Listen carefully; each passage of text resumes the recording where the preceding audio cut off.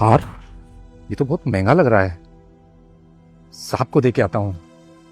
आखिर उन्हीं की जमीन है, उन्हीं के यहाँ काम कर रहा हूं तो उनका हक है। लेकिन ये मैं उन्हें क्यों दूं? मुझे मिला है तो मेरा हुआ ना। और इसे बेचकर मेरी बेटी की शादी बहुत अच्छे से हो जाएगी। कितने दिन से मैं परेशान था कि इसकी शादी कैसे होगी। इसे बेचकर तो मेरी सारी परेशानी दूर हो जाएगी।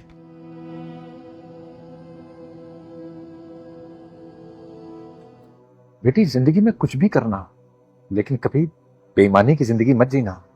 भले ही जीवन में थोड़ा हो, लेकिन जो भी हो अपनी मेहनत का और अपनी ईमानदारी का हो। जी पापा, मैं हमेशा एक सच्ची और ईमानदारी की जिंदगी जीऊंगी, बिल्कुल आपकी तरह। शाबाश बेटी। नहीं नहीं, ये मैं क्या कर रहा था?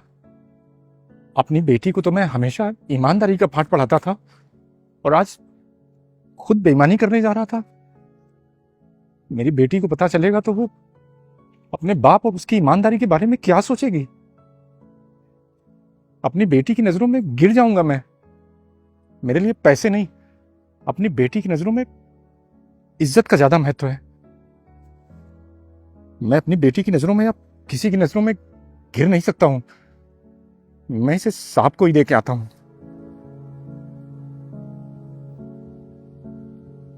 हाँ बोलो, क्या बात करनी है? साहब, वो मैं बाहर काम कर रहा था तो ये हार मुझे मिला था।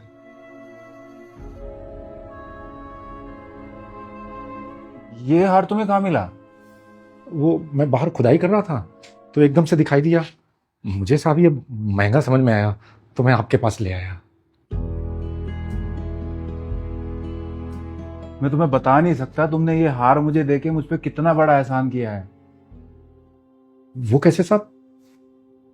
ये मेरी माँ का हार है। 5 साल पहले जब हमने ये जमीन खरीदी थी तो हम यहाँ पूजा करने आए थे। तब उनसे खो गया था। उन्होंने बहुत ढूंढा लेकिन मिला ही नहीं। और इसको खोने के बाद इतनी परेशान हो गई थी, क्योंकि ये हार मेरी माँ को मेरी दादी ने दिया था। और ये हार मेरी माँ मेरी होने वाली वाइफ को देना चाहती थी, लेकिन आखिरी टाइम पे उन्होंने बोला कि बेटा मुझे माफ़ कर देना, मैं वो हार तेरी होने वाली बहू को नहीं दे पाऊंगी, क्योंकि वो उनसे खो गया था। तो मैं बता नहीं सकता मुझे कितनी खुशी हो रही है मिलने पे।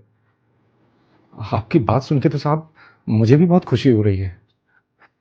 अब तुमने मुझे मेरी इतनी कीमती चीज ला के दी है, तुम्हें कुछ तो इनाम देना बनता है।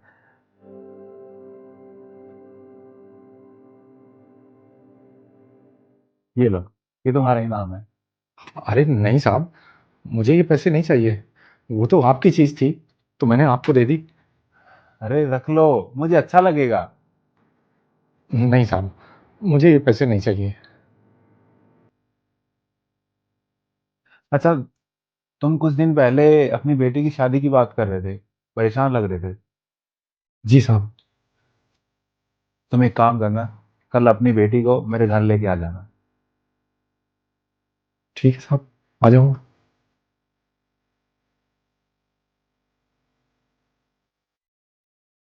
अरे आ गए आप लोग?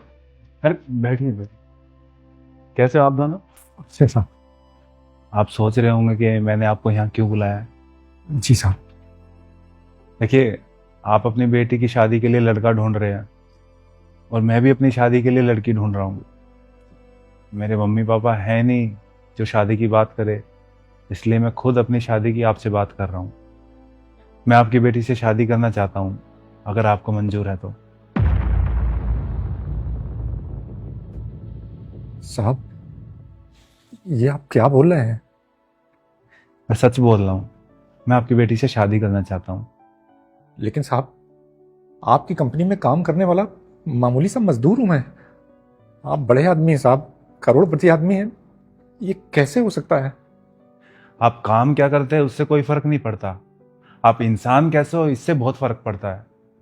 जहाँ आज के ज़माने में लोग एक दूसरे को नोचने में लगे हुए हैं, एक दूसरे का हक नहीं छोड़ते, एक दूसरे का हक मारने में लगे हुए हैं, और ऐसे टाइम में आप मुझे लाखों का हार ला के देते हो और इनाम में मैं आपको लाखों रुपए देता हूँ, वो भी नहीं लेते।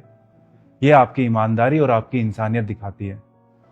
और आप में इतने अच्छे संस्कार है तो ये संस्कार आपने अपनी बेटी को भी दिए होंगे। फिर भी साहब, ये लोग क्या कहेंगे, समाज क्या कहेगा साहब? समाज क्या कहेगा मुझे उससे कोई फर्क नहीं पड़ता। मुझे अपनी जिंदगी किसके साथ बितानी है वो मैं डिसाइड करूंगा। आज के टाइम में पैसा हर किसी के पास है, लेकिन जो इंसानियत, ईमानदारी, संस्कार आपके अंदर है वो हर किसी में नहीं होते। और ये वो चीज है जो पैसे से नहीं खरीदी जा सकती। मैंने बहुत सी लड़कियां देखी, लेकिन जैसी मुझे चाहिए थी एक संस्कारी घरेलू लड़की, वो एक भी नहीं मिली। आपका जब भी लंच देने ये आती थी, मैं इनको देखता था, ये बिल्कुल वैसी है जैसी मुझे चाहिए, और इसलिए मैं इनसे शादी करना चाहता हूँ। बेटी, तुम्हें ये रिश्ता मंजूर है?